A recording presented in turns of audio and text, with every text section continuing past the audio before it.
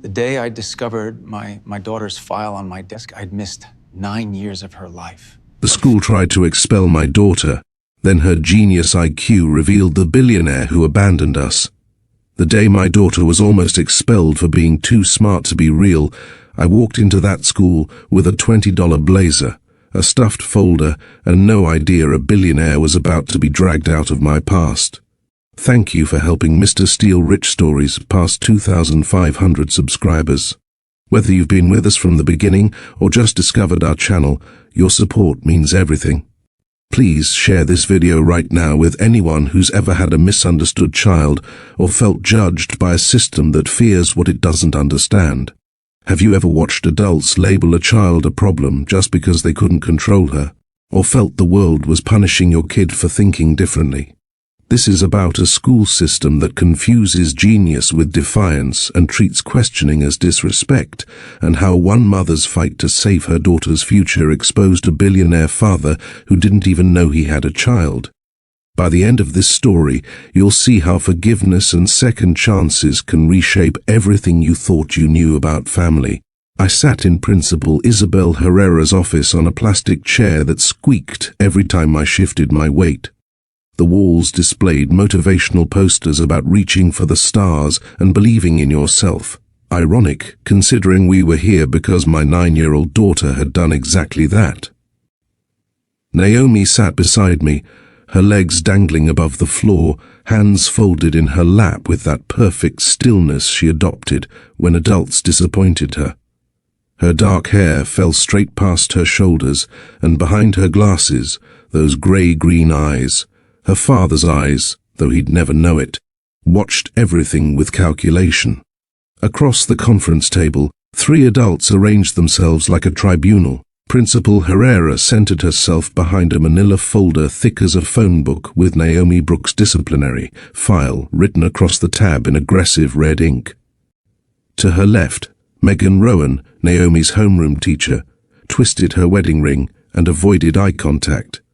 To her right, Rakesh Patel, the school counselor, clicked his pen repeatedly while reviewing his notes. "Mrs. Brooks," Principal Herrera began, her voice carrying that practiced calm administrators use before dropping bombs, "thank you for coming on such short notice.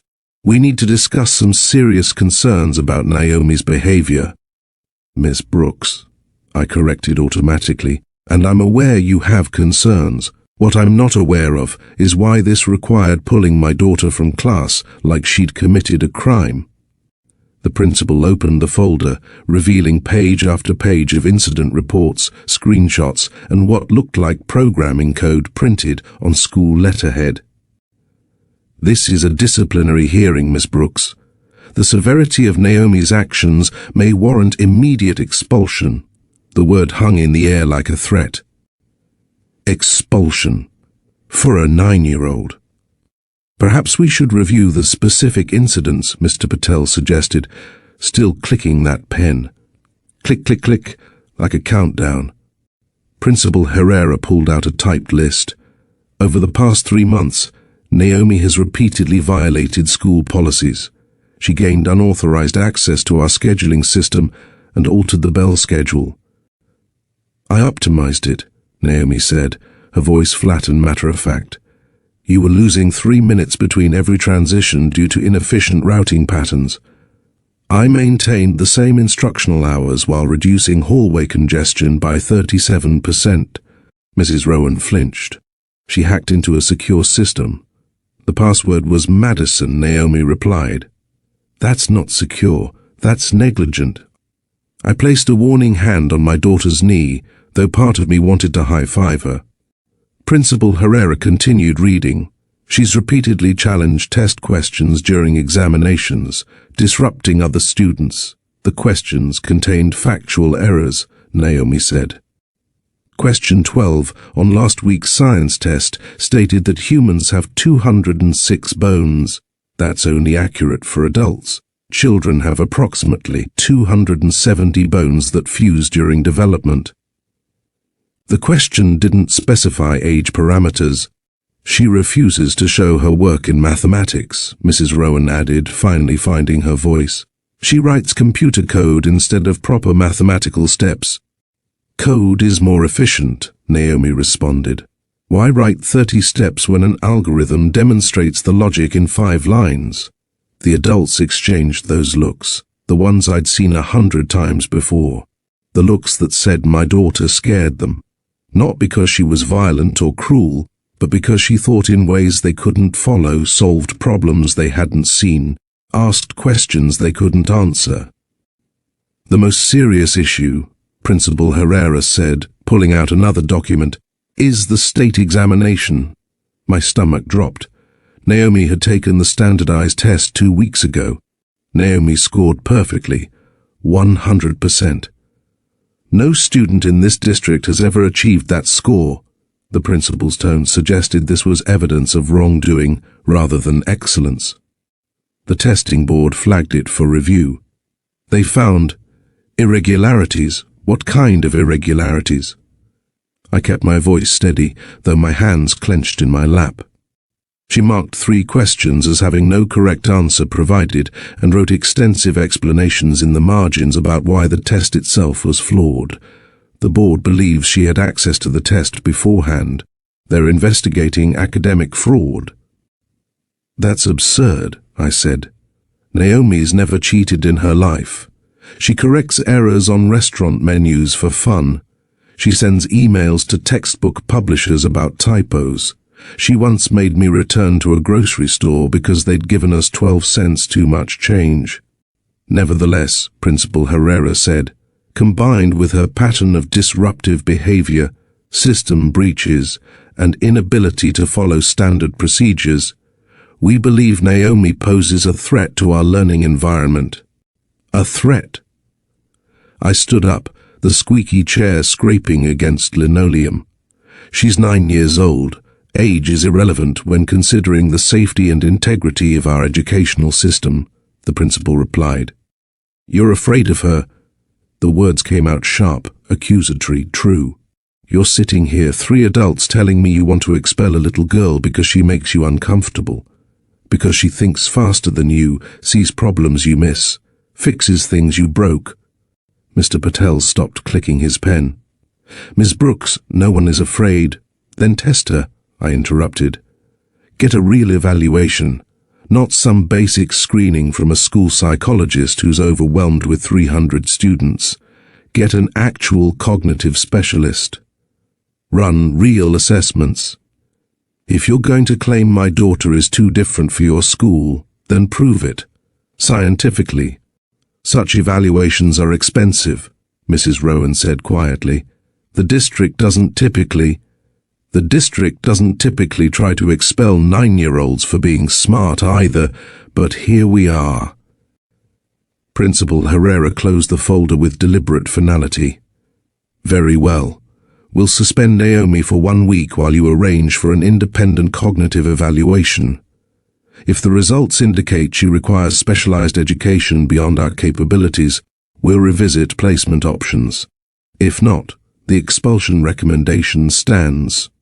And if the evaluation shows what I already know, I asked, that she's exactly what she appears to be, a brilliant child who deserves education, not exile. I looked at my daughter, still sitting with that unnatural stillness, processing every word like data points in whatever vast calculation ran constantly behind those grey-green eyes. She was breaking their boxes simply by existing, and they wanted to punish her for it. Come on, Naomi. I gathered my purse, that $20 blazer suddenly feeling like armor made of tissue paper. As we reached the door, Principal Herrera called out, Miss Brooks, I hope you understand this is for everyone's benefit, including Naomi's. I turned back. No, Principal Herrera. This is about control. You can't control her mind, so you want to remove it from your environment. But I'll tell you something. I've fought battles with nothing but determination before. I've stood up to people who feared brilliance, who tried to dim lights they couldn't stare at directly. Last time, I lost more than I thought possible. I paused, hand on the doorknob, remembering another confrontation, another brilliant mind, another set of people who chose fear over understanding. That loss had a name, I said quietly. Cassiel Monroe, And if you think I'm going to lose again, you're severely mistaken. We left them sitting in their confusion, wondering who Cassiel Monroe was and why his name carried weight in my voice like a stone I'd carried for 10 years. Walking to our beat-up Honda Civic, I did quick math in my head. $83 in checking, rent overdue by 6 days, no credit cards left with space. An independent cognitive evaluation could cost thousands. But as I watched Naomi buckle her seatbelt with mechanical precision, I knew I'd find the money. Sell everything I owned if necessary. Because the last time I'd let the world convince me that different meant dangerous, I'd walked away from someone who needed understanding, not abandonment. That someone was Naomi's father, though she didn't know it yet, and that was a secret buried so deep I'd convinced myself it would never surface. I should have known better. Secrets have a way of rising when daughters inherit more than their father's eyes. 10 years before that disciplinary hearing, I was 20 years old and running on 3 hours of sleep and discount coffee. My life consisted of 3 part-time jobs that barely covered rent, night classes at community college where I studied business administration because it seemed practical, and caring for my mother, Marion Brooks, whose kidneys had decided to stage a slow rebellion against her body. My dreams were small enough to fit in the palm of my hand, a job with actual benefits, an apartment where the ceiling didn't leak when it rained, maybe one vacation somewhere that required a passport. I'd never been on a plane, never owned a car that didn't break down monthly, never had anyone tell me I was gifted or special or destined for anything beyond survival. Tuesday and Thursday evenings, I tutored at the Riverside Community Center, a concrete building that smelled like industrial cleaner and hope.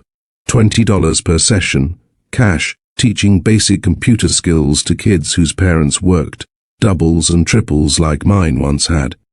I was good at explaining things, breaking down complex ideas into digestible pieces. But being good at something and being recognized for it were different universes in my world. The center's computers were ancient, donated by companies that probably claimed tax write-offs worth more than the machines themselves. Half the keyboards had missing letters. The monitors flickered like dying fireflies.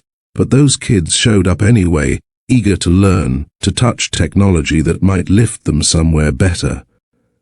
I understood that hunger. It lived in my bones like marrow. The day everything changed started with me wedged under a folding table, tangled in Ethernet cables, cursing whoever designed computer ports to be invisible from normal human angles. New computers had arrived, actually new, still in boxes, with that fresh electronics smell that meant possibility. You've got that component upside down. The voice came from above, casual and amused. I jerked, banging my head on the table's metal edge hard enough to see stars. Son of a...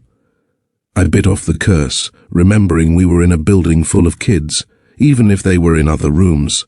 A hand appeared in my field of vision, male, calloused in unexpected places, offering assistance. I grabbed it and let myself be pulled from under the table. The man attached to the hand wore faded jeans with honest wear at the knees, a grey t-shirt that had seen better decades, and work boots that actually looked worked in. His dark hair needed a cut, falling into eyes that were grey-green like the ocean before a storm. He held 2 cups of coffee, one of which he offered to me. "Peace offering for startling you," he said, "though technically the component is still upside down." I took the coffee, real coffee, not the instant powder the center provided, and inhaled its steam. "And you're an expert on component orientation?" "I dabble." He set his own cup on the table and crouched beside the computer tower. With 3 economical movements, he had the part correctly installed. "Cassiel." "I'm supposed to be helping with the setup, Leighton." I watched him work, noting the efficiency of his movements, the way he handled the equipment like he'd done this 1,000 times. "You volunteer here?" "Starting today." He moved to the next box, breaking it open with practiced ease. The center director said they needed someone who knew computers. I know computers. That was like saying Shakespeare knew words. Over the following weeks, Steele became part of my Tuesday-Thursday routine. He'd arrive just as my tutoring sessions ended, always carrying 2 coffees, always in those same worn clothes that made him look like any other volunteer giving back to the community. We developed a rhythm. I'd teach the kids basic programs while he set up hardware, fixed printers, and somehow made our ancient network run faster than it had any right to. During breaks, we'd sit on the center's front steps, sharing stories that felt both intimate and carefully edited. He told me he'd studied economics and computer science and did consulting work that paid the bills. When I asked what kind of consulting, he'd wave his hand vaguely and say, helping companies make better decisions with their resources. It sounded boring enough that I didn't push for details. We talked about the kids, about education, about the way the world seemed designed to keep certain people in certain boxes. He mentioned his mother, Elena, who'd insisted he understand how most people lived, not just the lucky few. He spoke less fondly of his father, Gregory, who apparently believed charity should come with tax benefits and photo opportunities. My father thinks volunteering here is pointless, Steele said one evening as we waited for my bus. He says real change requires real money, not teaching a handful of kids to use spreadsheets. Your father sounds like an ass, I said, then immediately regretted it. Sorry, I didn't mean... No, you're right, he is. Steele's smile was rueful, but he's also not entirely wrong. These kids need more than computer skills. They need opportunity, access, connections. They need someone to give a damn, I countered. And you're here. That matters.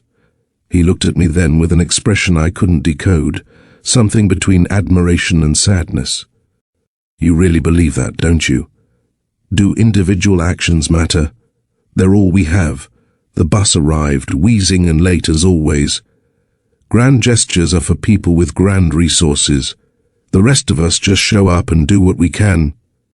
He rode the bus with me that night, and many nights after, even though I suspected he had a car parked somewhere. We'd sit in the back, sharing those coffees he always brought, talking about everything except the obvious question of why someone with his skills was volunteering instead of working for some tech company.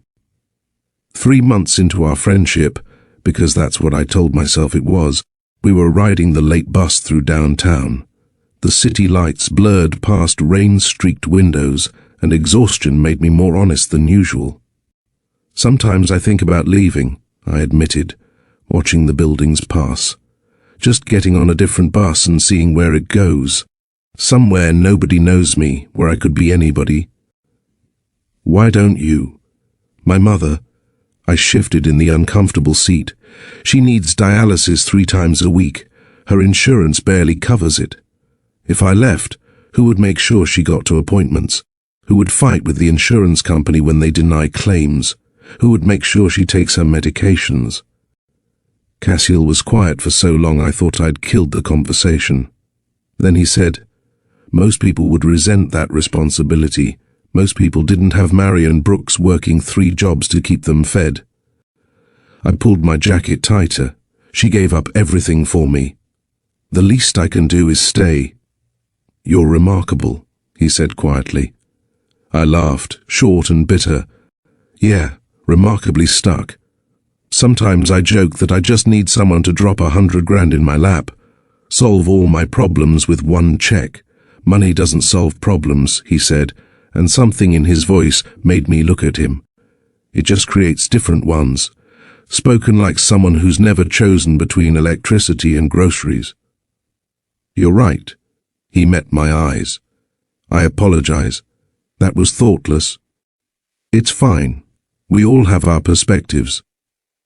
I stood as my stop approached. See you Thursday? Wouldn't miss it. The night everything shifted, we were alone in the center, cleaning up after a coding workshop Cassiel had organized. 20 kids had shown up, twice our usual number, and the energy had been electric. Kids who usually struggled to sit still had coded for 2 straight hours, creating simple games, their faces lit with the glow of creation. "You were amazing with them," I said, stacking chairs. "That kid Thomas actually smiled. I've never seen him smile. They just needed to see that code isn't about rules," Cassiel replied, wiping down tables. "It's about possibility. You can build entire worlds with just logic and imagination." "Is that what you do? Build worlds?" He paused, spray bottle in hand. "I try to. Sometimes I tear them down instead. Sometimes that's necessary before rebuilding." Very philosophical for a consultant. Leighton. The way he said my name made me stop moving. "Can I tell you something? Always. You're the most intelligent person I've met who has no idea how intelligent she is." He set down the spray bottle, moved closer. "You could run circles around half the people I work with. You see solutions where others see problems. You understand people, systems, patterns." "I'm a part-time tutor with community college credits," I said, uncomfortable with the praise. "That's not exactly genius territory. Intelligence isn't about credentials, it's about capability." He was standing close now, close enough that I could smell his detergent, something expensive that he probably didn't realize was expensive. "If someone dropped that 100 grand in your lap tomorrow, you wouldn't buy things. You'd invest in people. You'd expand this center, hire better teachers, and create scholarships. How do you know what I'd do?" "Because I've watched you for 3 months. You take your coffee black, not because you prefer it, but to save the 50 cents they charge for milk. You wear shoes held together with superglue rather than spend money that might be needed for your mother's prescriptions. You give everything to everyone else. That's not intelligence. That's just life. It's love," he said. "And that's the highest intelligence there is." The air between us changed, charged with something I'd been ignoring for weeks. He lifted his hand to my face, thumb brushing my cheekbone, giving me time to step back, to stop this before it started. I didn't step back. The kiss was soft, tentative, asking permission even as it happened. I answered by rising onto my toes, pressing closer, letting myself want something for the first time in years. His arms came around me, and I felt safe in a way that had nothing to do with physical protection and everything to do with being seen, valued, chosen. When we finally separated, both breathing unsteadily, he pressed his forehead to mine. "I should tell you something," he whispered. But Thursday became another Thursday, and another, each one deepening what we'd started with that kiss. Cassiel became my escape from exhaustion, my reason to smile at terrible jobs, my secret happiness in a life that had forgotten to provide joy. His last name sat between us like an undetonated bomb, ticking toward an explosion I didn't see coming. Monroe. Such a simple word, such a devastating truth, because Cassiel Monroe wasn't just a volunteer with a passion for teaching kids to code. He was heir to Monroe Industries, son of billionaire Gregory Monroe, born into wealth that made my 100 grand dreams look like pocket change. It took 3 months for him to tell me the part of his name that turned our love story into a war. 3 months of falling in love with someone who'd forgotten to mention he could buy the entire community center with his monthly trust fund allowance. 3 months before the word Monroe shattered everything I thought I knew about truth, trust, and the price of keeping secrets from someone you claim to love. 6 months after that first kiss, we sat on the rooftop of Cassiel's apartment building, Chinese takeout containers between us. The city sprawled below like a circuit board of lights.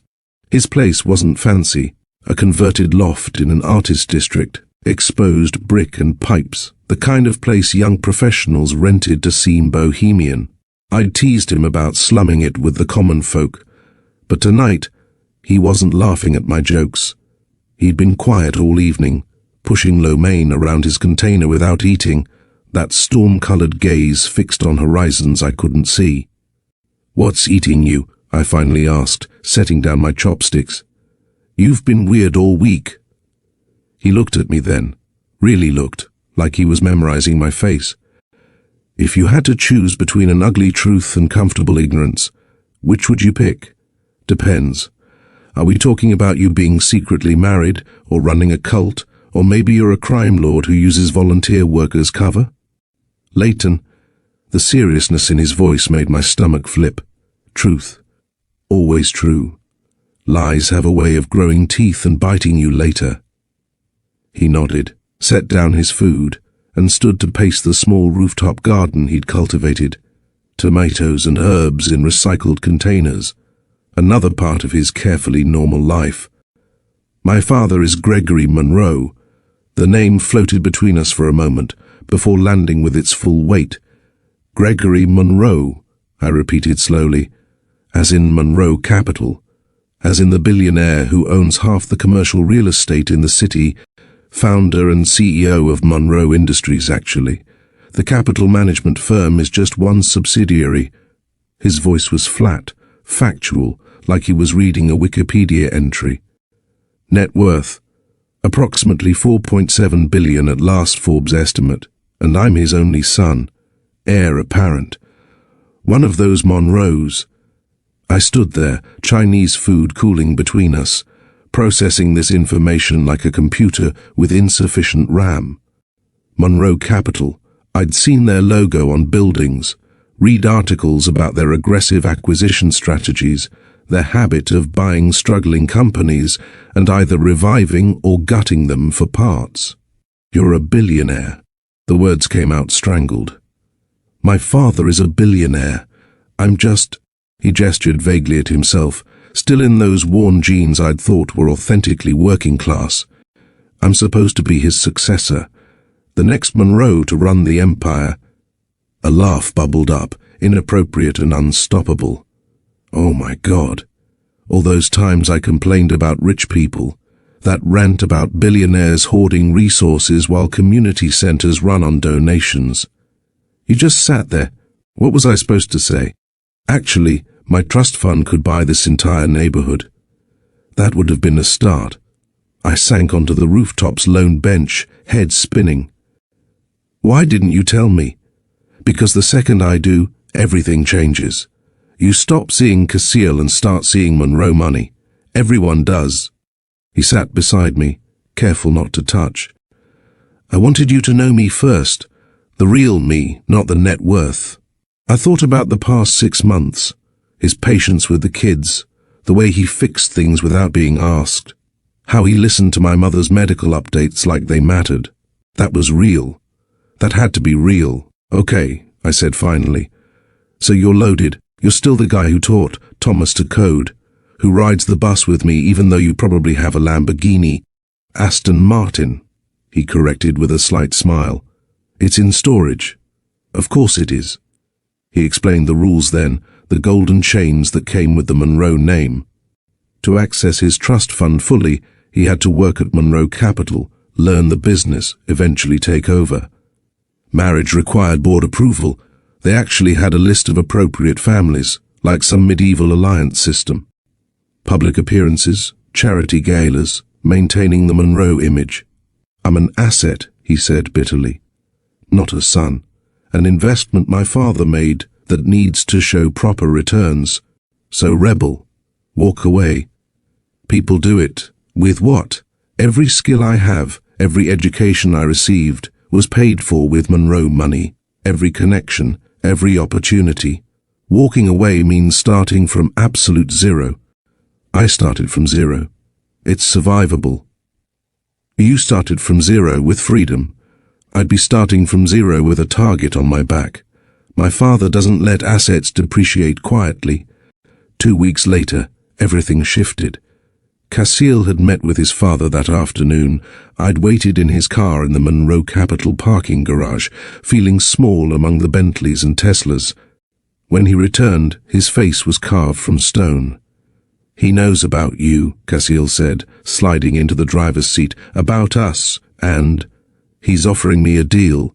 Junior partner track, full backing for my tech ventures, but only if I stop playing in the sandbox. his words, and commit fully to the firm, meaning stop volunteering.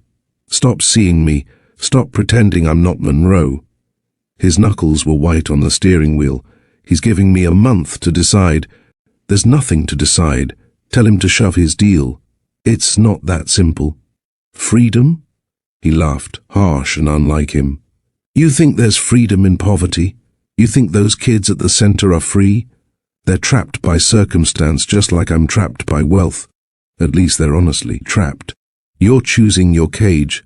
That's easy for you to say. The words came out sharp, angry. You've never had the option of real power, real resources. You don't know what you'd choose if someone offered you the ability to actually change things instead of just tutoring 20 kids who probably end up exactly where their parents are. The words hit like ice water. I saw it then, the gap between us, wide as an ocean. He could play it normal, volunteer at community centers, ride public buses, but underneath, he'd always have that safety net woven from billions. You're right, I said quietly. I don't know what I'd choose, but I know what you're choosing, and it's not me. 3 days later, he called with news that felt like a countdown starting. There's a deal in London, acquisition that needs oversight, then Singapore for the Asian market expansion. His voice was carefully neutral over the phone. My father wants me to lead it. Prove myself. How long? 6 months minimum, maybe a year, and then I have leverage, experience, my own connections that aren't just his. You're taking the deal. It wasn't a question. Come with me. The words rushed out. London, Singapore, wherever. I'll pay for everything, your mother's treatment, the best doctors, everything she needs.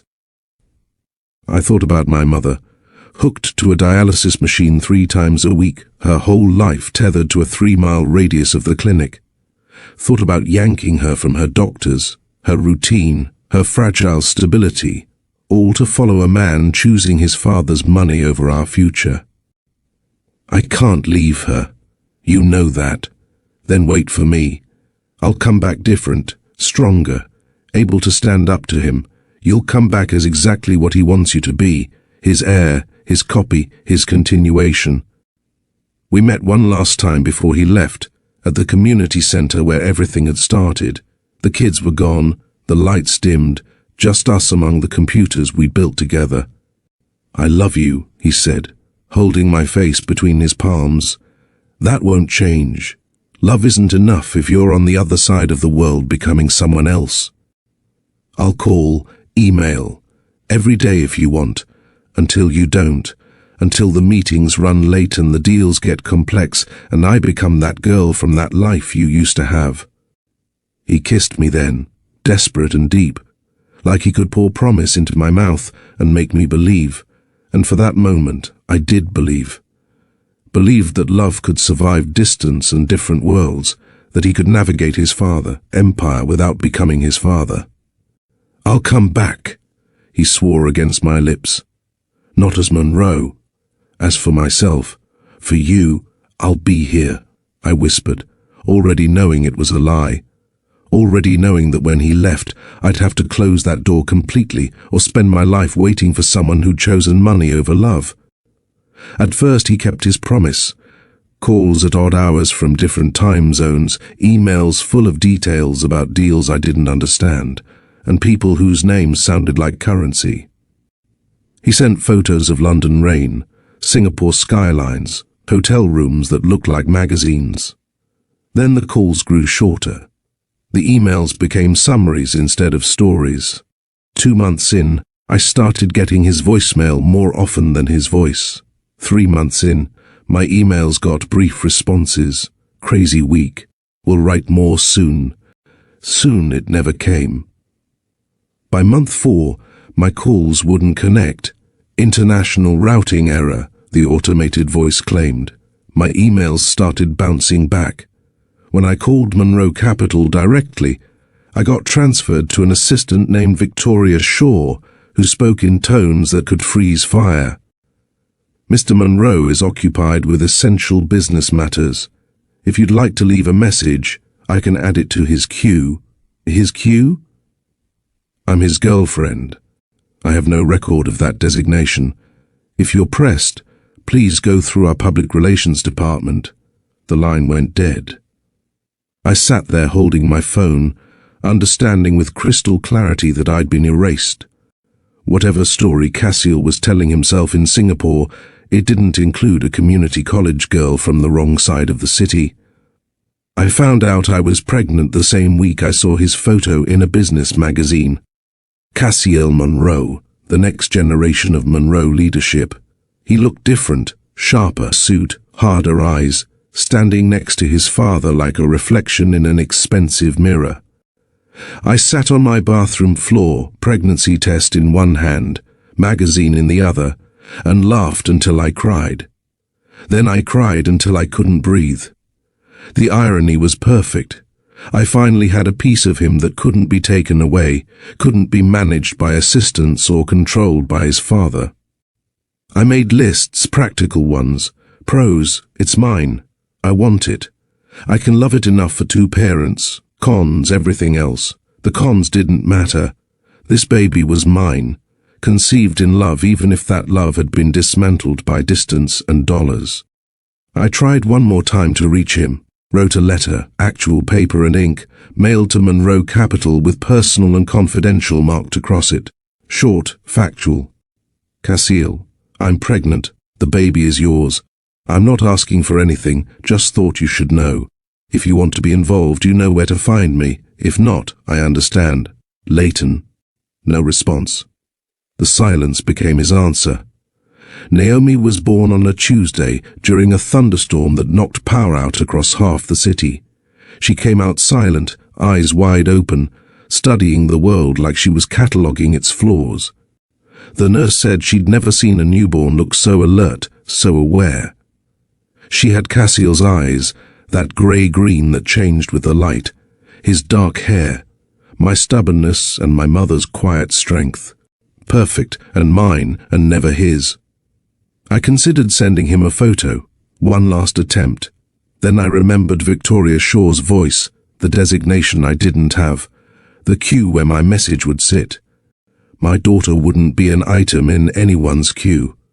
So I gave her my name, Naomi Brooks, and promised her something I couldn't guarantee but would die trying to deliver, that she'd never have to beg for space in anyone's life, never have to prove she was worthy of love, never have to know that her father had chosen wealth over meeting her. The world could be cruel to brilliant girls who didn't fit in boxes, but it wouldn't be cruel because her father was too busy being a billionaire to answer a letter about her existence. If you've ever carried everything alone, fighting for your child when the other parent vanished into their better life, hit that like button right now. Comment, I'll fight for my kids if you understand what it means to be both parents, both the strength and the softness, both the defender and the comforter. And subscribe to Mr. Steele Rich Stories, because these stories of single parent strength need to be heard. The signs were there from the beginning, though I didn't have the vocabulary to name them. Naomi didn't cry like other babies, she observed. At 6 months, she'd track conversations between adults like she was following tennis matches, those grey-green eyes moving from speaker to speaker with unsettling focus. By 18 months, while other toddlers were mastering Mama and Dada, Naomi was constructing complex sentences with subordinate clauses. I don't want milk because it makes my stomach feel wrong instead of just no milk. She'd build block towers not for height but for structural integrity, testing load-bearing configurations like a tiny engineer. At 3, riding the bus home from daycare, she asked why the moon followed our bus but not the other cars. When I explained about distance and relative motion, she nodded seriously and said, "So it's not really following. We just think it is because our brains like patterns that aren't there." 3 years old. At 4, she corrected Spanish subtitles on a children's movie at the community center. "That's not what he said," she announced, pointing at the screen. "The words don't match." She was right. The translation was simplified, dumbed down, and Naomi had taught herself enough Spanish from educational videos to notice. By 5, Her first week of kindergarten, she came home frustrated because they'd spent an hour coloring inside predetermined lines. Why do they want us to stay inside fake boundaries someone else drew? And why do we get stars for not thinking of better ways to fill the space? I didn't have an answer that would satisfy her. The truth that most of the world rewards conformity over creativity seemed too heavy for a 5-year-old to carry. I became a researcher for my own daughter, spending lunch breaks at the library, using their computers to search terms like gifted child characteristics and asynchronous development. The articles I found described Naomi perfectly, but offered little practical advice for single mothers making $30,000 a year. Private schools for gifted children cost more than I made. Enrichment programs ran during work hours. Specialized tutors charged rates that might as well have been in foreign currency for all the chances I had of affording them. So I improvised. Turned grocery shopping into math games. If bananas are 69 cents a pound and we have $3, how many pounds can we buy? What if they're on sale for 20% off? I answered her endless questions, even when exhaustion made my brain feel like wet cotton. When she asked why shadows changed size, we spent weekends tracking sundial patterns on our apartment's walkway. When she wondered about infinity, we watched YouTube videos about mathematics until my head spun. But late at night, after she'd finally worn herself out with questions, I'd lie awake terrified I was failing her. What if her mind needed something I couldn't provide? What if my limitations became her cage? The first parent-to-teacher conference that went sideways happened when Naomi was in preschool.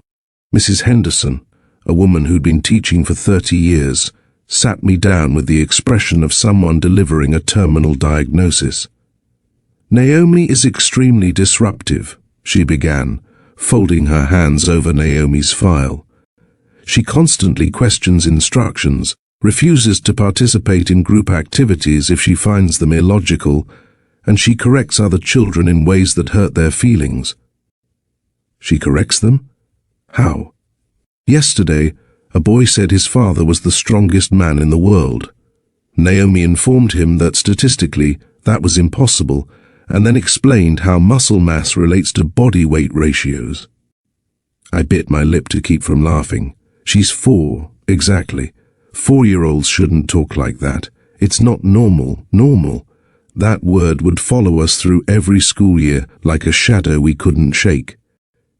In first grade, Mrs. Williams pulled me aside after class. Unlike Mrs. Henderson, she had warmth in her eyes alongside concern. "Your daughter is extraordinary," she said. But extraordinary children face extraordinary challenges. Some people are going to be scared of how quickly she thinks, how much she sees. Don't let them dim her light, but prepare her for the resistance. That night, I sat with Naomi at our scratched kitchen table, her homework finished in 10 minutes while other kids would spend an hour, and tried to find the right words. "Baby, some people might not understand the way you think. Because I'm weird?" She said it matter-of-factly, already internalizing the label. "Because you're exceptional, and exceptional makes some people uncomfortable. But you listen to me. Never, ever make yourself smaller to fit in someone else's box. The world needs minds like yours, even if it doesn't know it yet." Third grade was when the system really began pushing back. Naomi had devoured the entire year's reading list by October, then moved on to programming tutorials she found online. She'd finish assignments in minutes, then spend the rest of class time writing code in her notebook or reading about quantum mechanics on a tablet. I'd saved 6 months to buy her. The problems started small. She'd point out inefficiencies in classroom routines. Why did they line up alphabetically when organizing by height would move faster? Why did they copy vocabulary words 5 times when studies showed that was less effective than using them in context? Then came the scheduling incident. Naomi had noticed the school was losing 3 minutes between every class transition due to poorly planned bell schedules and hallway routes. She calculated that over a school year, students lost nearly 8 full instructional days to inefficiency. So she did what seemed logical to her. She fixed it. She accessed the school's scheduling system through a password she'd seen a teacher type and rewrote the bell schedule. She didn't add or remove time, didn't give anyone extra recess or shorter classes. She simply optimized the existing schedule for maximum efficiency. The administration lost their minds, not because she was wrong, her schedule was objectively better, but because a 9-year-old had exposed their security flaws, shown more initiative than their planning committee, and done it all without permission. They called it hacking, made it sound malicious, criminal even. She violated school security protocols, Principal Herrera had said in our first meeting about it. She improved your system, I countered, for free. Most consultants would charge thousands for that kind of efficiency analysis, but they didn't want efficiency. They wanted compliance. The state examination was supposed to be straightforward. Naomi had always tested well, her scores consistently in the highest percentiles. But this time, she did something that turned excellence into suspicion. She scored perfectly, not just high, not just exceptional, but perfect. No student in the district's history had achieved that. Worse, from the administration's perspective, she'd annotated her test. In the margins of 3 questions, she'd written explanations of why the questions themselves were flawed. One math problem had an error in its premise. One reading comprehension question had 2, potentially, correct answers depending on interpretation. One science question used outdated information about Pluto's classification.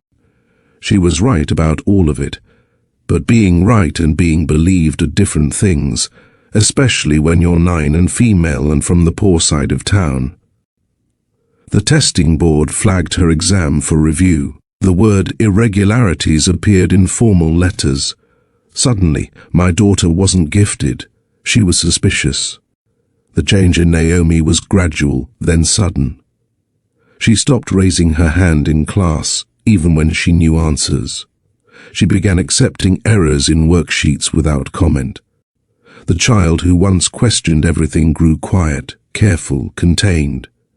One evening, I found her crying over her homework, not because it was difficult, but because she deliberately answered a question incorrectly.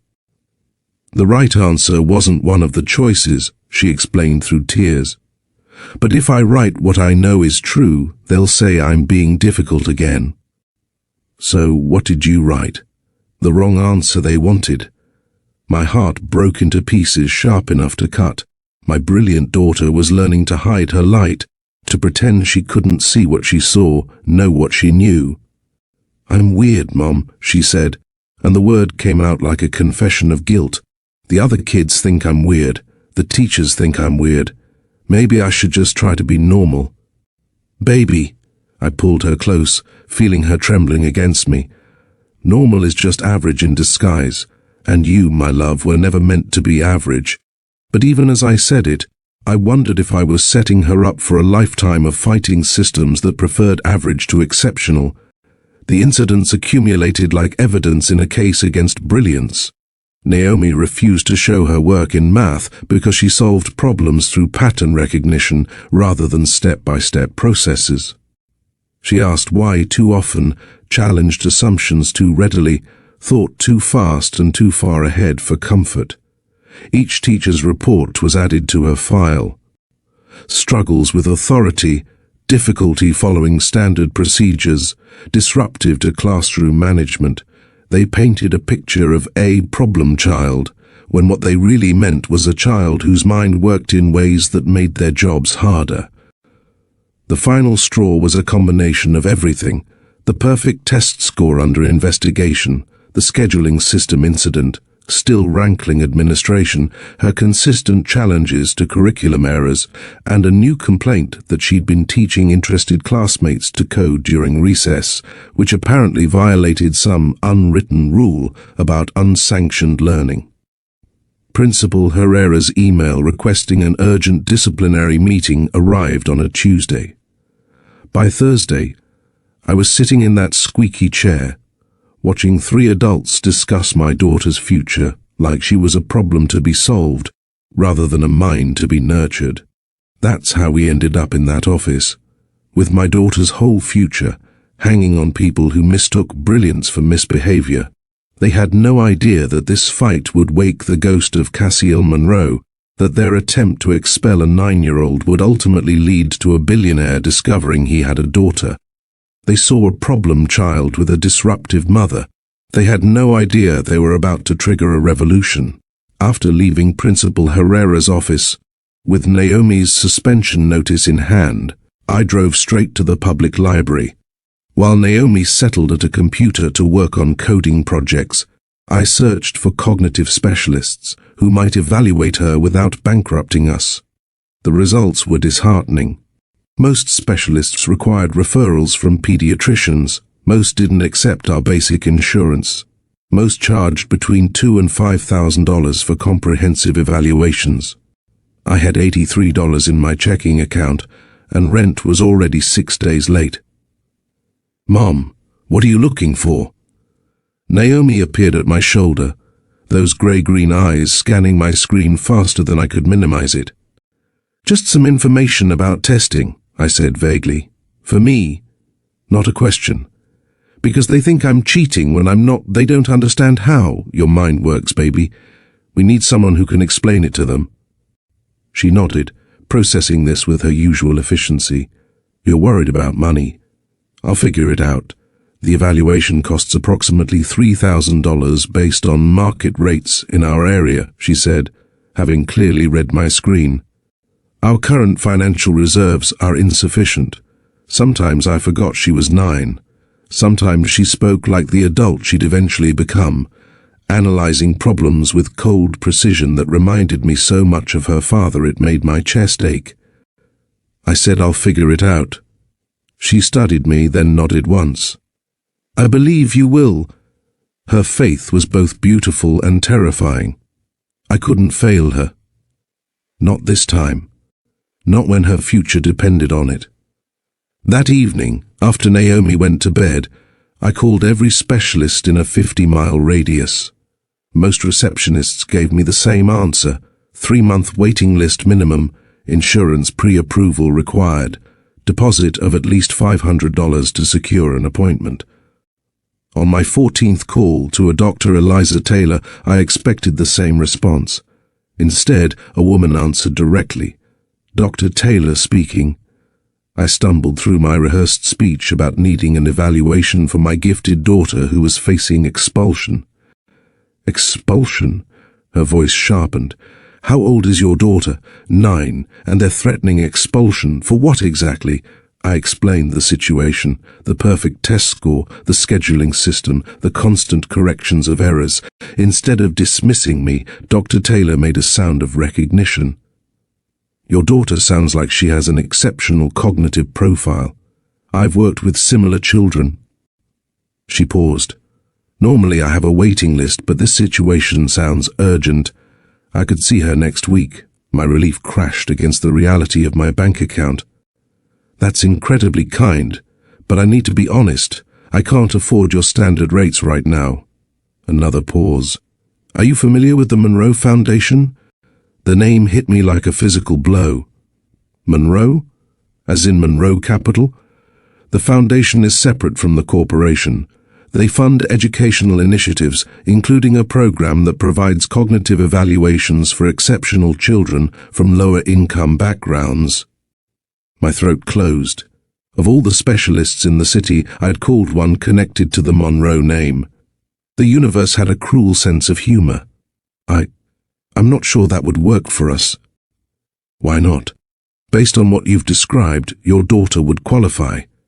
The foundation covers all costs, because the money came from Cassiel's father, because accepting it felt like opening a door I'd nailed shut years ago, because some part of me still burned with anger at the name Monroe. But Naomi needed this evaluation. My pride wasn't worth her future. How do we apply? The Monroe Foundation offices occupied the 15th floor of a glass tower downtown. The receptionist directed me to a small conference room where a woman in her 60s waited with a folder of paperwork. "Miss Brooks, I'm Margaret Winters, Program Coordinator for the Educational Access Initiative. She extended her hand. Dr. Taylor spoke highly of your daughter's situation. I shook her hand, trying not to stare at the Monroe Foundation logo on the wall behind her, a stylized M that looked too much like the one I'd seen on Cassiel's cufflinks years ago. Thank you for seeing me on such short notice. We prioritize cases where children are at risk of educational displacement. She slid the folder toward me. The application is straightforward. Basic information, financial verification, and permission for Dr. Taylor to share her findings with the Foundation. I flipped through the forms, scanning for catches, for traps, and if she qualifies, the Foundation covers everything? Everything. The evaluation, any recommended educational interventions, even private school tuition, if that's what Dr. Taylor recommends. It sounded too good to be true. Why would the Monroe family care about kids like Naomi? Margaret's expression softened. Gregory Monroe's wife, Elena, was identified as profoundly gifted as a child. Her family couldn't afford proper educational support, and she struggled for years before finding her path. Before she passed away, she established this foundation to ensure other children wouldn't face the same barriers. Elena Monroe. Cassiel had mentioned her, the mother who insisted he understand how most people lived, the mother who died when he was in college, whose loss had shaped him in ways I'd only glimpsed. The current director continues her mission with particular attention to children who show exceptional promise in mathematics and computer science, Margaret continued. Who is the current director? I asked, though I already suspected the answer. Cassiel Monroe, Gregory's son. I left the foundation with approved paperwork and an appointment for Naomi with Dr. Taylor the following Tuesday. The entire drive home, my thoughts churned with the impossible coincidence. Cassiel was funding programs for gifted children. Cassiel might indirectly pay for his own daughter's evaluation without ever knowing she existed. The irony was almost too perfect. That night, I sat at our kitchen table long after Naomi had gone to bed, staring at the Monroe Foundation paperwork. Was I using them? Was I betraying some ethical principle by accepting help from the family of the man who'd abandoned me without knowing about his child? Or was I betraying Naomi by hesitating to use every resource available to help her? I thought about calling the foundation, asking to speak directly to Cassiel, finally telling him about Naomi. But what would that accomplish now, after 9 years of silence?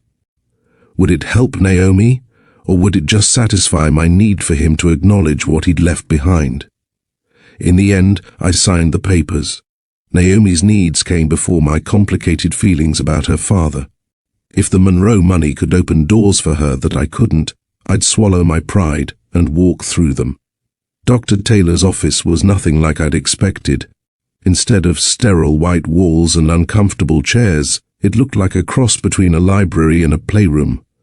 Bookshelves lined with academic texts stood beside tables covered with puzzles, building blocks, and what looked like scientific equipment. Dr. Taylor herself was a woman with short silver hair and rectangular glasses that magnified her sharp eyes. She greeted us with a firm handshake for me and a respectful nod for Naomi. "You must be Naomi Brooks," she said, addressing my daughter directly. "I understand you've been having some difficulties at school." "They think I'm cheating because I see solutions they don't expect," Naomi replied, her voice matter-of-fact. Dr. Taylor's mouth quirked.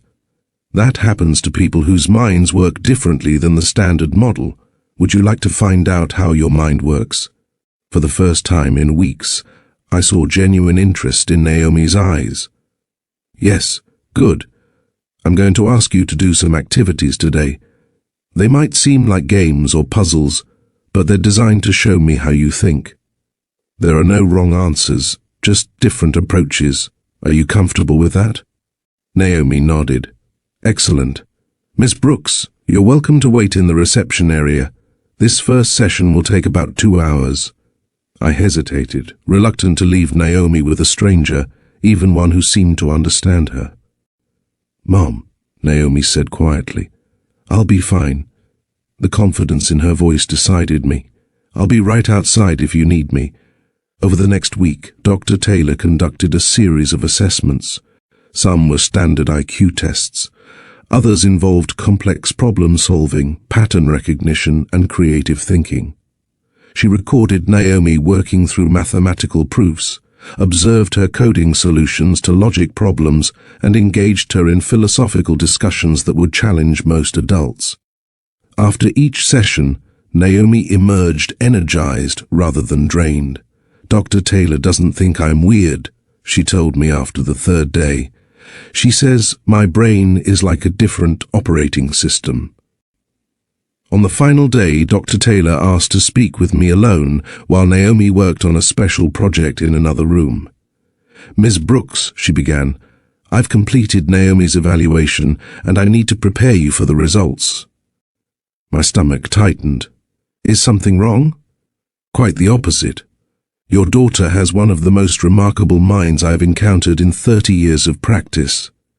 Her IQ is off the charts, literally beyond the ceiling of standard tests. But more importantly, she has a unique cognitive architecture that allows her to see patterns and connections most people miss entirely." Pride and fear tangled in my chest. What does that mean for her education? It means a standard classroom will never serve her needs. It would be like asking an Olympic sprinter to walk in slow circles all day, not just boring, but actively harmful to development. So what do we do? Private school? I can't afford. The Monroe Foundation will cover it, Dr. Taylor interrupted gently. There's a school specifically designed for children like Naomi, the Athena Academy for Exceptional Learners. It's expensive, yes, but with the foundation support, it's an option. And if we don't get her into a place like that? Dr. Taylor's expression grew serious. Children with minds like Naomi's, who don't receive appropriate education, often develop significant emotional and behavioral issues. Depression, anxiety, acting out. Some deliberately underperform to fit in. Others become so frustrated they disconnect entirely. I thought of Naomi's recent quietness, her deliberate wrong answers, her dimming spark. It was already happening. I'll recommend immediate placement at Athena Academy with additional mentorship in computer science and mathematics. The foundation will approve it based on my assessment. All because of Elena Monroe's legacy, I murmured. Dr. Taylor gave me an odd look, and her son's commitment to continuing it. Cassiel Monroe has expanded the program significantly in recent years. He reviews many of the cases personally. My blood froze. Personally, for the most exceptional candidates, yes.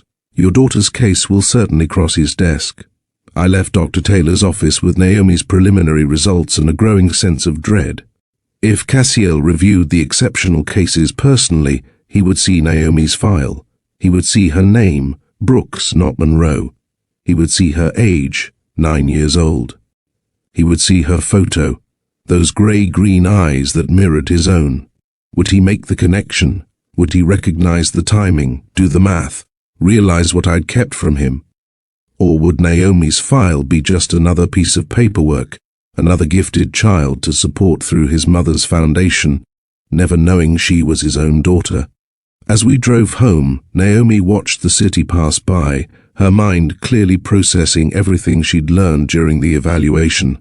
"Dr. Taylor says I'm not broken," she said suddenly. "She says my brain is just configured differently." "She's right, baby. You're perfect exactly as you are." She says there's a school where kids like me learn at their own pace, where asking questions is good, not disruptive. The Athena Academy. We're going to try to get you in there. Naomi nodded, satisfied. I calculated the probability of acceptance based on Dr. Taylor's confidence level and the Foundation's historical approval rate. It's approximately 94.3%. I gripped the steering wheel tighter. That's very precise. I like precision. She turned those eyes, his eyes, to me. Mom, who funds the Monroe Foundation. The question I'd been dreading. A family called the Monroes. They're very wealthy. Why would they pay for my school? Because your father is one of them. Because you're a Monroe too, even if you don't know it. Because the universe has a twisted sense of humor. They believe every child deserves the right education, even if their parents can't afford it. Naomi considered this. That's statistically unusual for wealthy people. Yes, I agreed, thinking of Cassiel's mother, the woman who'd insisted he understand how most people lived. Yes, it is. What I didn't tell her was that we were now on a collision course with her father. That Dr. Taylor's report would land on Cassiel Monroe's desk. That the past I'd buried was about to resurface in ways I couldn't control. The ghost of Cassiel Monroe was stirring, and I had no idea what would happen when he discovered the daughter he never knew existed. While we waited for Dr. Taylor's official report to make its way through the Monroe Foundation's approval process, Naomi's suspension ended. I walked her back into school, both of us tense with anticipation. The hallways felt hostile now, the fluorescent lights too harsh, the motivational posters on the walls suddenly sinister in their bland encouragement. Principal Herrera met us at the office, her smile tight and professional. "Welcome back, Naomi. I trust you've had time to reflect on appropriate school behavior." Naomi looked at her with those clear, assessing eyes. "I've reflected on systems that prioritize compliance over learning, yes." I squeezed her shoulder in warning. We needed to get through the next few weeks without further incident, just until the Foundation approved her transfer to Athena Academy. "What my daughter means," I interjected smoothly, "is that we've had productive conversations about working within established frameworks." "Excellent." Principal Herrera handed Naomi a hall pass. "You may go to class now." Naomi hesitated, looking up at me. "It's okay," I assured her. "Remember what we talked about. Sometimes the smartest move is to play by their rules until you can change the game." She nodded, understanding the strategy if not agreeing with it, and walked down the hall with her characteristic precision, each step deliberate, her backpack perfectly centered on her narrow shoulders. "Miss Brooks," Principal Herrera said once Naomi was out of earshot, "I hope you understand that while we're allowing Naomi to return pending the evaluation results, we're watching closely. Any further incidents will result in immediate action." "I understand completely," I replied, matching her professional tone, "and I hope you understand that I'm watching closely too. Any unfair targeting of my daughter will result in immediate action from me as well." Her smile tightened further. "We're simply enforcing standard policies, and I'm simply protecting my child. Have a wonderful day, Principal Herrera." I walked out feeling like I'd won a small battle in what was becoming an exhausting war, but wars require resources, and mine were dangerously depleted. I headed straight to my shift at the local diner, where I'd picked up extra hours to cover the rent I still hadn't managed to pay. Meanwhile, in an office I'd never seen, in a building I'd only glimpsed from the outside, Cassiel Monroe was about to receive a file that would change everything. Cassiel Monroe's office occupied the top floor of the Monroe Foundation building, deliberately separate from the Monroe Capital headquarters where his father still reigned. The foundation was his domain, the one place where Gregory Monroe's influence was limited by legal structures and Cassiel's absolute control of his mother's legacy. He sat at his desk that morning, reviewing the latest batch of exceptional candidate files. This was his favorite part of the job, identifying children with extraordinary potential and ensuring they received the support his mother never had. Each approval felt like a small victory against the educational system that had failed Elena Monroe until she was nearly an adult. His assistant, James, placed a new stack of folders on his desk. The priority cases from Dr. Taylor just arrived. She specifically flagged the top one as urgent. Cassiel nodded, already reaching for the file. Dr. Taylor rarely used the urgent designation. Her recommendations were always thoughtful, her assessments precise. If she considered a case urgent, it truly was. He opened the folder and saw the name, Naomi Brooks. A standard case at first glance. 9-year-old female, single mother, financial hardship, exceptional test scores. Then he began reading Dr. Taylor's assessment, and his coffee grew cold beside him, forgotten. Subject demonstrates cognitive abilities beyond any standard measurement scale, pattern recognition skills that border on prescient, mathematical reasoning at university level, coding capabilities that suggest intuitive understanding of computational logic. The report continued for pages, each observation more extraordinary than the last. Dr. Taylor had included samples of Naomi's work, complex algorithms written in a child's careful handwriting, mathematical proofs that showed leaps of intuition that bypassed traditional steps. Steele recognized the thought patterns. They mirrored his own. He turned to the biographical information. Mother, Leighton Brooks. Father, not listed. Something tugged at his memory. Leighton Brooks. The name was familiar, though he couldn't immediately place it. He flipped to the attached photo and froze. A girl with dark hair and grey-green eyes stared back at him. Eyes that looked startlingly like his own. Eyes that held the same analytical intensity he saw in the mirror every morning. 9 years old. He did the math quickly. 10 years ago he'd been in Singapore. Before that, London. Before that there had been a community centre, a woman under a table fixing computers, coffee on cold evenings, a kiss that had changed everything. Leighton Brooks. His hands shook as he turned back to the mother's information, current address, employment history, the note that she'd been initially reluctant to accept foundation assistance. He reached for his phone, then stopped. What would he say? Hello, is this the woman I abandoned a decade ago? Did I father your child? Instead, he called Dr. Taylor. The Brooks case, he said without preamble when she answered. Tell me more about the mother. Leighton.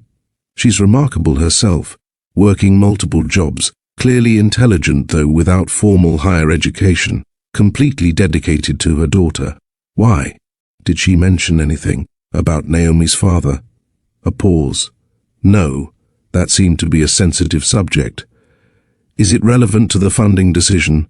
No.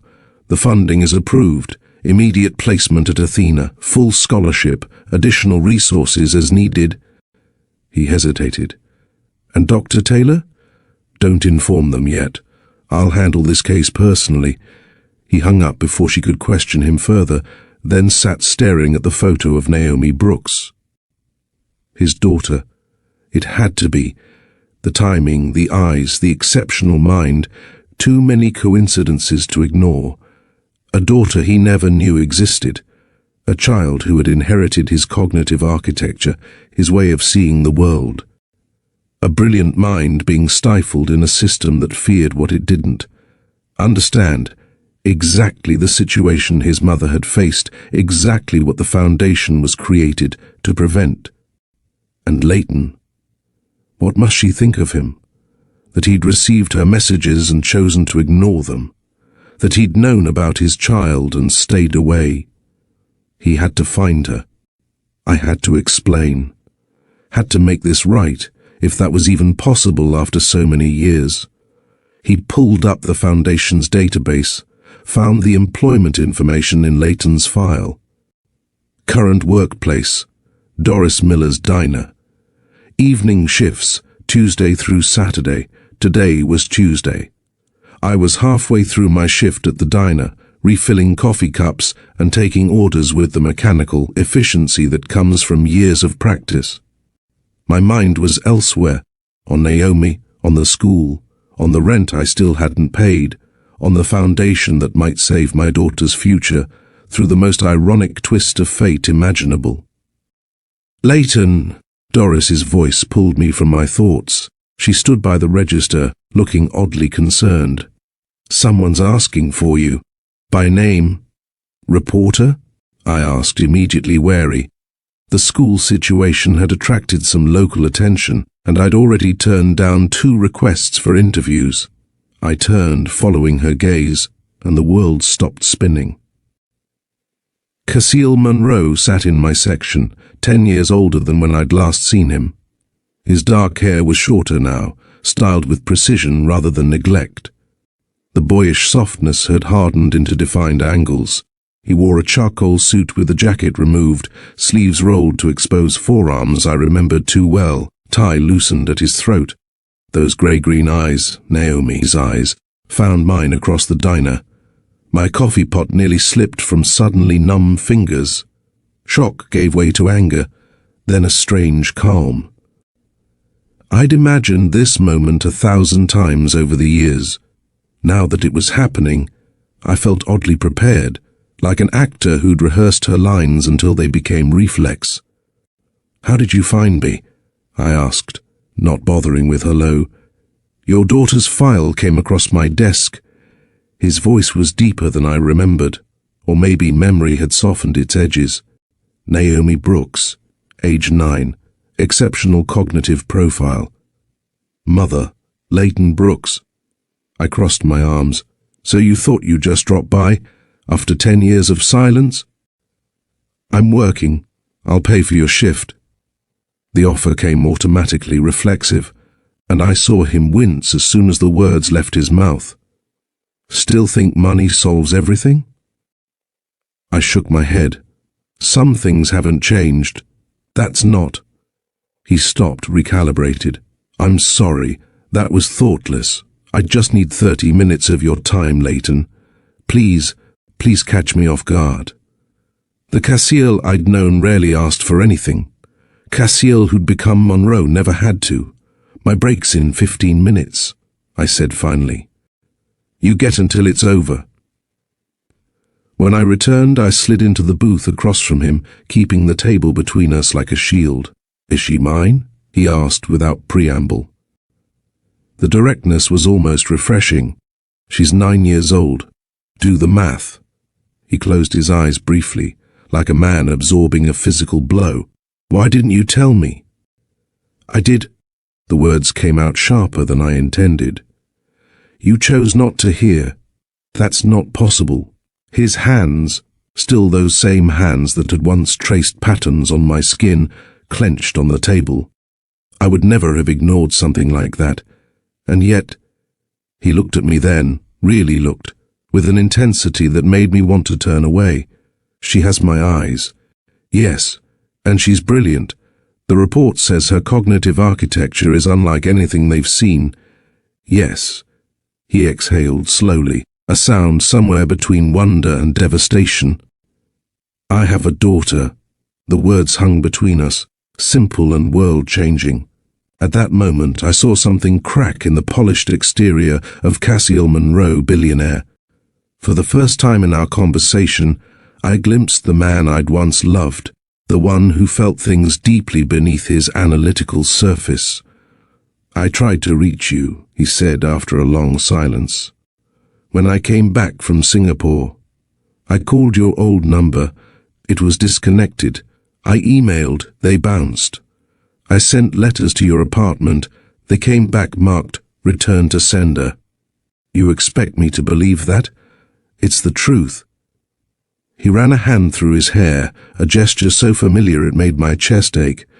My father's team had been aggressively filtering my contacts, protecting the Monroe interests, they called it. Victoria Shaw was instructed to screen everything, eliminate distractions and potential risks. "So blame your assistant. Convenient? No." His response was immediate, firm. "I'm not blaming anyone but myself. I let them control my access. I didn't fight hard enough to maintain connections to my old life. When I couldn't reach you, I told myself you'd moved on. It was easier than admitting I'd failed. Failed at what, exactly? At being the person I promised you I'd be. At not becoming my father." The words hit closer to home than I wanted to admit. I remembered that last promise, whispered against my lips at the community center. "I'll come back, not as a Monroe, as for myself." For you. I called your office, I said, the words burning my throat. I got some Ice Queen assistant who treated me like I was selling magazine subscriptions. I sent a letter to Monroe Capital, addressed to you personally, telling you I was pregnant with your child. I never heard back. His face paled. I never got that letter. Your silence was my answer, Cassiel. I raised our daughter believing her father chose money and power over knowing she existed. I would never. You did. I cut him off. Whether you meant to or not, you did. I worked 3 jobs while pregnant. I gave birth alone. I stayed up nights with a colicky baby while finishing my degree. I taught her to walk, to read, to question everything. I did it all without you because you weren't there. He didn't try to defend himself further. Instead, he nodded, accepting the weight of my words. You're right. I wasn't there, and nothing I say now changes that. His voice was steady, though his eyes betrayed deeper emotion. I was a coward. I let myself be absorbed into the Monroe machine because it was easier than fighting it. I didn't try hard enough to keep my promises to you. He leaned forward. But I swear to you, Leighton, I would never have knowingly abandoned my child. Never. The moment I saw that file, the moment I realized who Naomi might be, I dropped everything. I'm here now because I want to be present in her life, if you'll allow it. When I read her profile, he continued, it was like seeing myself at that age. The way she approaches problems, the annotations on her test, her coding logic, it's exactly how my mind works. I built the Foundation's educational institute specifically for children like her. Like I was. He pulled out his phone, showed me a photo of a modern building with the Elena Monroe Institute for Exceptional Minds across its entrance. My mother struggled her whole life because no one understood how her brain worked. I created this place for children who think differently, who see patterns others miss, who need space to develop without constraints. His voice softened. I built it for children exactly like the daughter I didn't know I had. Let me be clear about something, I said, setting down my coffee cup with deliberate care. Naomi is not a PR opportunity. She's not going to be paraded in front of cameras as the billionaire's secret daughter. She's not going to be used to humanize the Monroe brand. That's not what I'm not finished. I met his gaze steadily. You don't get to buy your way into her life with fancy schools and trust funds. You don't get to swoop in for graduation and birthdays while missing the everyday stuff. If, and that's a massive if, you become part of her life, you're in for science fair projects and nightmares and arguments about bedtime. You're in for the mundane, not just the milestones. I want all of it, he said without hesitation. The science fairs, the nightmares, the arguments. I've spent 10 years performing as Cassiel Monroe, heir and executive. I'm tired of it. I want something real. He outlined what he could provide for Naomi, a customized education program at the Institute, support for her unique cognitive needs, advocacy when systems failed to understand her. All of it independent from his father's control. I can set up a satellite program here, he said, restructure my work to be physically present. The foundation is mine, not my father's. I have autonomy there. He hesitated, then added, and if possible, I'd like another chance with you too. That's not on the table right now. I understand. He nodded, accepting the boundary. Naomi comes first. Naomi will decide, I said finally. If she wants to meet you, we'll arrange it. If she doesn't, you'll respect that. This is her life we're talking about, not yours or mine. Of course. Relief washed over his features. Whatever she wants, however she wants to proceed, I'll follow her lead. I stood, my break over, the weight of the past hour settling on my shoulders. I'll talk to her tonight. I'll call you with her decision. He handed me a business card, simple white stock with just his name and number, not the embossed Monroe Capital logo I'd expected. Thank you, he said simply, for raising her. For being strong enough for both of us. I took the card, our fingers brushing briefly. I didn't do it for you. I know. That's why I'm thanking you. I walked out of that diner with the billionaire's card in my pocket and the father of my child waiting on my answer. But the only approval that mattered was Naomi's. She'd spent 9 years without a father. She would decide if she wanted one now. That night, I sat with Naomi at our kitchen table, her homework already finished, a mug of hot chocolate cooling between her hands. I'd practiced this conversation a dozen different ways in my head, but now that the moment had arrived, all my careful scripts evaporated. Dr. Taylor's evaluation was exceptional, I began. She's recommending a specialized school called the Elena Monroe Institute. Naomi nodded, those grey-green eyes watching me with unnerving focus. I looked it up. It's a private academy for students with advanced cognitive profiles. The acceptance rate is less than 2%, but they have a scholarship program through the Monroe Foundation. Of course, she'd researched it already. That's right. The founder is Steele Monroe. She took a careful sip of her chocolate. He looks like me. My breath caught. You found pictures of him? Google has 127 images of him from various business publications and charity events. She set down her mug with precision.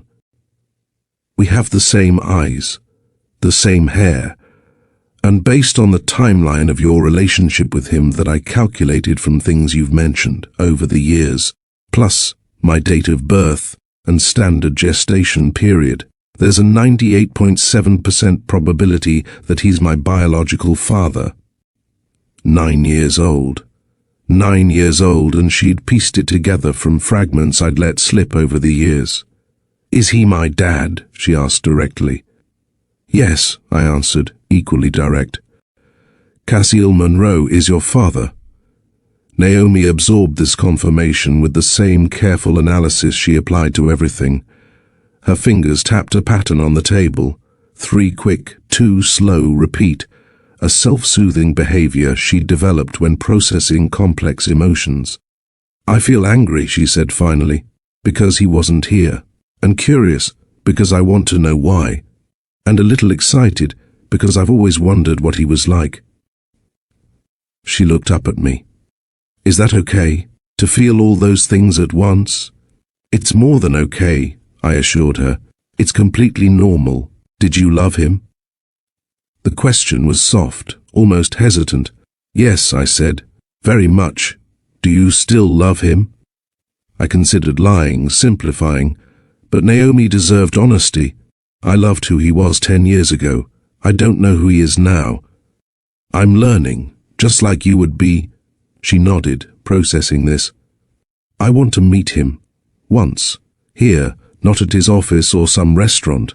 I want to see him in our space. Are you sure? Yes.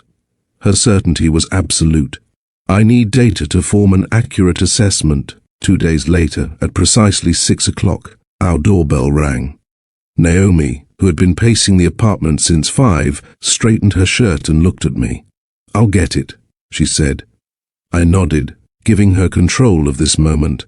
She walked to the door with the deliberate steps of someone approaching a scientific experiment, turned the knob, and pulled it open. Steele stood in our hallway, visibly nervous in a way I'd never seen him. He'd dressed down, dark jeans, a simple button-down shirt, no watch or cufflinks or other markers of wealth. His hair was slightly disheveled, as if he'd run his hands through it repeatedly on the drive over. For a long moment, father and daughter simply looked at each other. The resemblance was startling. The same intensity of focus, the same slight tilt of the head when analyzing something new. Hello, Naomi said finally. You have heterochromia. Your left eye has more green than your right. Steele blinked, then smiled. Yes. It's subtle, but it's there. You have it too. I know. Mom says it makes my eyes change color with my mood. May I come in? Naomi stepped back, a scientist allowing an experiment to proceed. You may. We sat at our kitchen table, the same one where I'd confirmed to Naomi that this man was her father. Cassiel perched awkwardly on one of our mismatched chairs, looking simultaneously too large for our small apartment, and somehow smaller than I remembered him. Naomi wasted no time. "Why didn't you know about me?" Cassiel met her gaze directly. "Because I didn't try hard enough to stay connected to your mother. I let other people, assistants, executives, control my communications. When your mother tried to tell me about you, those people intercepted her messages. Did you ever try to find Mom after you left?" "Yes, but not well enough. I called numbers that were disconnected. I sent emails that bounced. I should have tried harder, found different ways, but I didn't." "That's not a very good excuse." "It's not an excuse at all," he replied. "It's a reason, but reasons aren't excuses. I failed. I should have done better." Naomi considered this distinction. "Did you think about us? About Mom?" "Every day for years," he said quietly, "then less often because it hurts. Then I built a life where I was too busy to think about what I'd lost. That was a mistake too." "I'm angry at you," Naomi stated, her voice matter-of-fact. "I've had questions about genetics and hereditary traits that Mom couldn't answer. I've wondered if I got my mathematical abilities from you. I've had to explain to other kids why I don't have a dad." Cassiel nodded, accepting each statement without defense. "I'm also curious about you," she continued. "I want to know if your brain works like mine, if you see patterns everywhere too, if you also can't sleep when a problem isn't solved." "I do," he confirmed. "All of those things. And I think it's kind of cool but also gross that you're famous. The other kids at school would freak out if they knew, but I don't want them to know because then they'd treat me differently." "That makes perfect sense," Cassiel said. "Being known for something you didn't do, like being someone's daughter, feels false. You want to be known for who you are, not who I am." Naomi's eyes widened slightly, surprised at being understood so completely. "Yes, exactly that." After the initial interrogation, Naomi disappeared into her room and returned with a stack of notebooks. She placed them on the table in front of Cassiel. "These are my projects," she said. "Mom doesn't understand all of them." Cassiel opened the top notebook and found pages filled with code, mathematical formulas, and system diagrams that would challenge most college students. His expression shifted from polite interest to genuine excitement. "This is a neural network design," he said, pointing to one page. "You're trying to create a pattern recognition algorithm." "It's for music," Naomi explained, leaning closer. "I want it to identify emotional patterns in compositions and then generate new pieces with similar emotional resonance. You'd need to account for cultural variations in musical interpretation," Cassiel noted, already engaged. "Western and Eastern musical traditions encode emotions differently." "I know. That's why I'm creating a multi-layered classification system based on both structural elements and cultural contexts." They bent over the notebook together, two minds operating at the same frequency, speaking a language I recognized but couldn't fully participate in. For the first time, Naomi was talking to someone who didn't need concepts simplified or explained. The relief on her face was palpable. As they worked through her notebooks, Naomi casually dropped small, devastating truths. "In kindergarten, we had to draw our families," she said, flipping to a new page of code. "The other kids drew moms and dads and dogs and stuff. I just drew me and Mom. The teacher asked where my dad was, and I said he was a scientist working on the moon. I figured that was better than saying I didn't have one."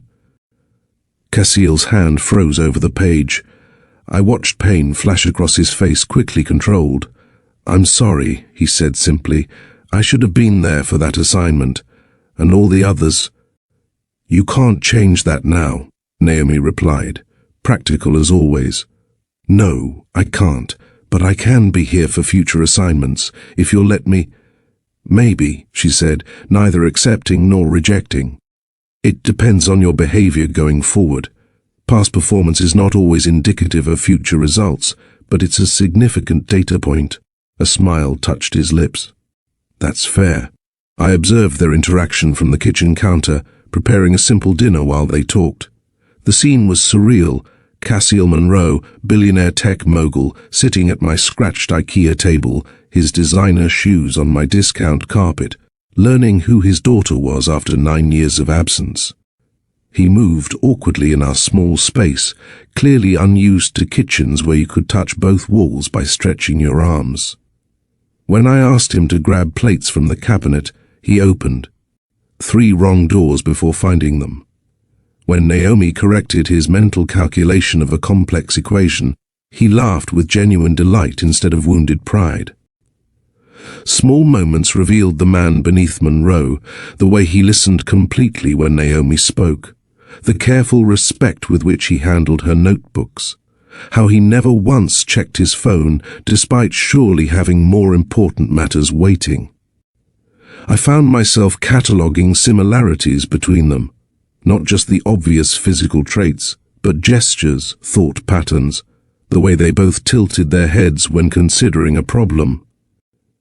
Nature had written her signature across them both, undeniable and profound. When it was time for him to leave, Naomi walked him to the door. I hung back, giving them space for whatever needed to be said. "Will you come back?" she asked, direct as always. "If you want me to," he replied. She considered this. "I think I do, but I have conditions. Name them. Don't make promises you can't keep. Don't hurt Mom again. Don't expect me to call you Dad until I'm ready." She listed these requirements with the precision of a contract lawyer. "And if you disappear again, I'll disown you, even if you are a billionaire." "Those are excellent terms," he said seriously. "I accept them all." After he left, Naomi returned to the kitchen where I was washing dishes. "He's acceptable," she announced. "For now. On probation." I smiled despite myself. "That's generous of you. I told him if he hurts you again, I'll disown him." She climbed onto a stool, watching me rinse plates. "Can I actually do that legally? Disown a parent? Not until you're 18. Then I'll develop a time machine." She said it with such conviction that for a moment I almost believed she could. "Nobody gets to hurt you, Mom. Not even my biological father." The fierce protectiveness in her voice made my throat tight. "Thank you, baby. Besides," she added, practical as ever, "if he messes up, we still have his foundation scholarship. Dr. Taylor already approved it." I laughed then, a real laugh that cleared some of the tension from the evening. My brilliant, calculating daughter had already figured out how to separate the benefits from the man who provided them. Would you let someone back into your life after a mistake this big, if they showed up ready to change? Comment, earn it if you believe in second chances with accountability. Like this story if you understand that family is complicated, messy, and worth fighting for.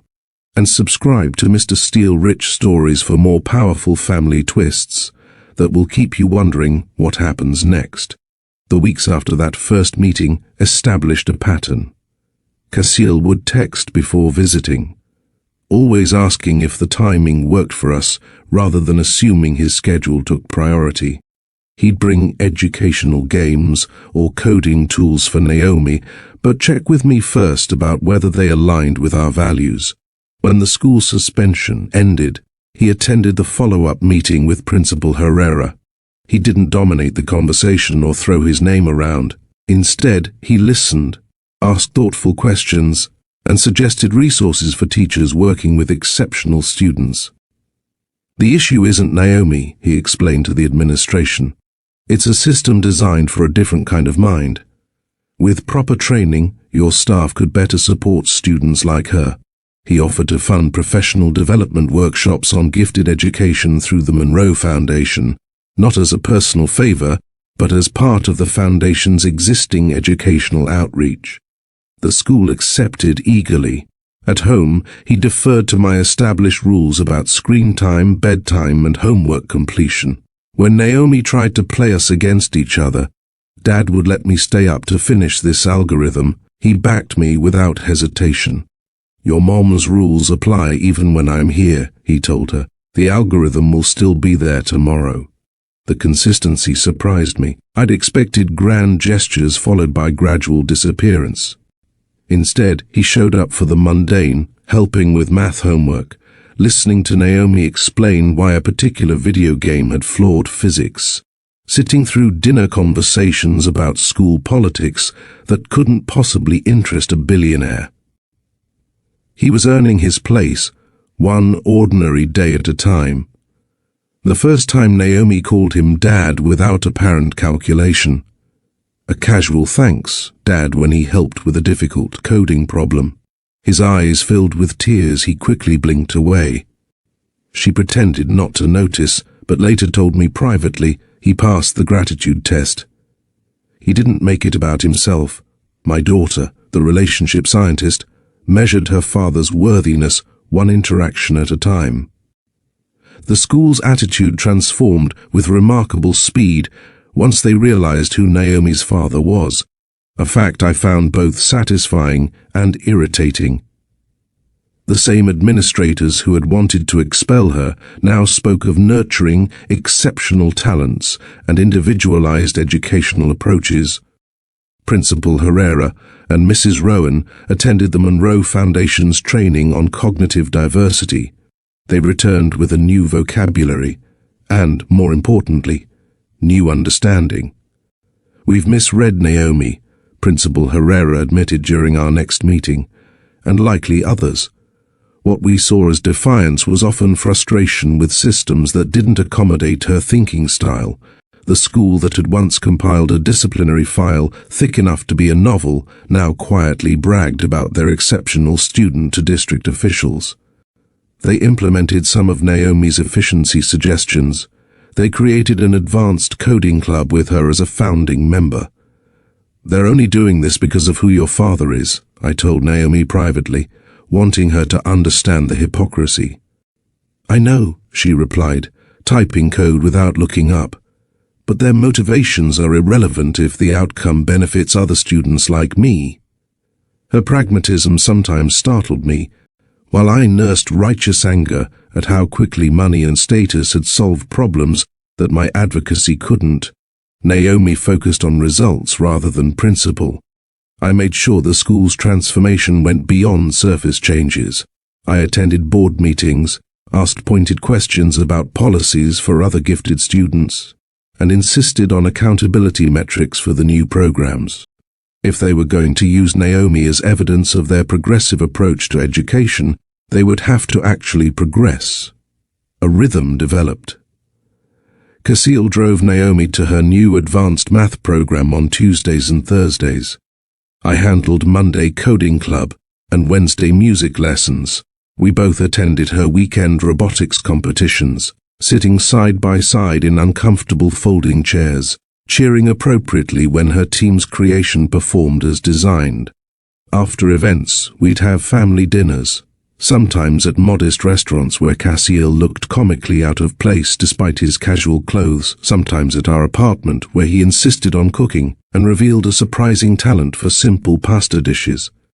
I allowed him to pay for Naomi's academic needs, a high-performance laptop, online courses in advanced programming, materials for increasingly complex projects. But I drew a firm line at personal expenses. When he offered to cover our rent to make things easier, I refused. He accepted this boundary, though I sometimes caught him looking around our small apartment with a mixture of concern and admiration. Concern for the limitations, admiration for what we'd built within them. The real healing happened late at night, after Naomi went to bed. We'd sit at the kitchen table with tea or wine, talking in low voices about the years we'd missed.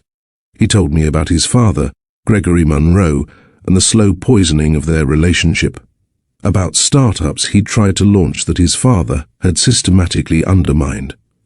About his public failure when a much-hyped Monroe capital venture collapsed under his leadership, and the broken engagement to Elise Harrington, daughter of another financial dynasty, who'd been deemed appropriate by the board. I was trying to prove I could be a Monroe on my terms. he explained. Instead, I became exactly what my father wanted, a man who measured success in acquisitions and assets. I shared my own stories, nights walking the floor with a colicky baby Naomi, the terror of her first high fever, the humiliation of having my electricity shut off when a paycheck arrived late, but also my quiet triumphs, finishing my degree with a sleeping toddler on my lap, teaching Naomi to read before she was 4, building a life that was modest but stable through sheer determination. These conversations rebuilt something between us, not the passionate romance of our youth, but a deeper understanding. We were no longer the people who had fallen in love a decade ago. We were more complex, more scared, more real. 3 months after Cassiel re-entered our lives, we stood side by side at my kitchen sink, washing dishes after a family dinner. Naomi had gone to her room to work on a project, leaving us in comfortable silence punctuated by the clink of plates and the soft splash of water. "You've changed," he said, handing me a glass to dry. 10 years and a child will do that. It's more than time. He paused, considering his words. "You know yourself now. You're centered in a way you weren't before. Less willing to bend for others' comfort." I smiled slightly. "You mean I'm less accommodating? I mean you're stronger, more certain of your worth." He accepted the dried plate I handed back. "It suits you. You've changed too," I observed. "You're less flinchy, like you're waiting for someone to tell you you're doing it wrong. You used to have this tension, this readiness to defend yourself. It's gone now." He considered this. "I spent years trying to prove myself to my father, to the board, the financial world, exhausting. Now I'm just trying to prove myself to a 9-year-old girl who sees through pretense instantly. Harder audience, but be more honest." Our hands brushed in the soapy water. Neither of us pulled away. The moment stretched, filled with possibility rather than pressure. When he leaned toward me, it wasn't sudden or desperate. It was a question. I answered by meeting him halfway. The kiss was gentle, respectful, an acknowledgement of history without being trapped by it. It felt like an opening, not a conclusion.